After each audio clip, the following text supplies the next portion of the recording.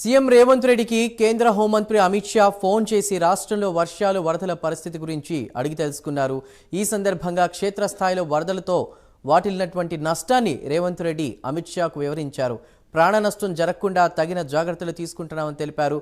కేంద్ర ప్రభుత్వం తరపున అవసరమైన తక్షణ సాయం అందిస్తామని అమిత్ షా సీఎంకు హామీ ఇచ్చారు.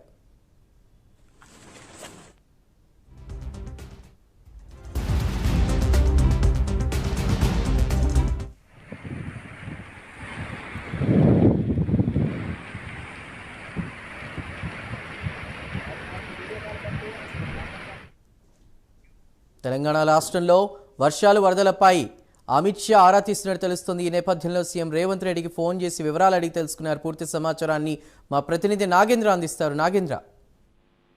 Thank you Chandu.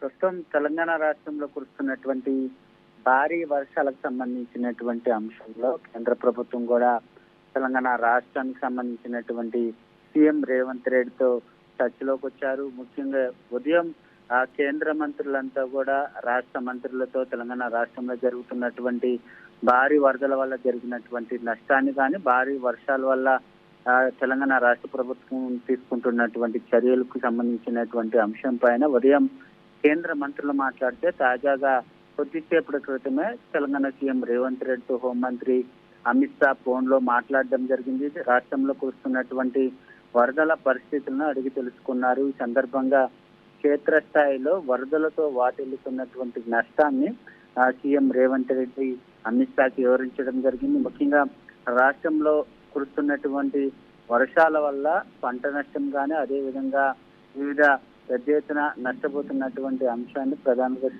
CM Revanth Reddy Amit షాకి వివరించడం జరిగింది.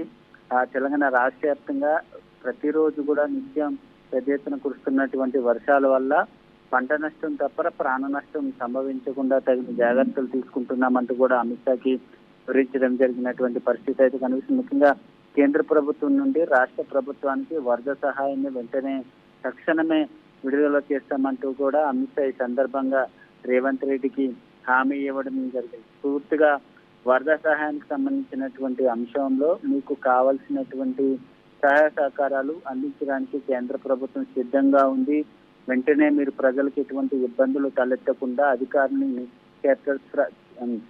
క్షేత్రస్థాయిలో అన్ని పనులు పర్యవేక్షించే దిశగా చర్యలు తీసుకోవాలంటూ కూడా ఈ సందర్భంగా అమిత్ షా సీఎం రేవంత్ రెడ్డికి సూచించినటువంటి పరిస్థితి అయితే కనిపిస్తుందని చెప్పాలి. Right Nagendra, thank you.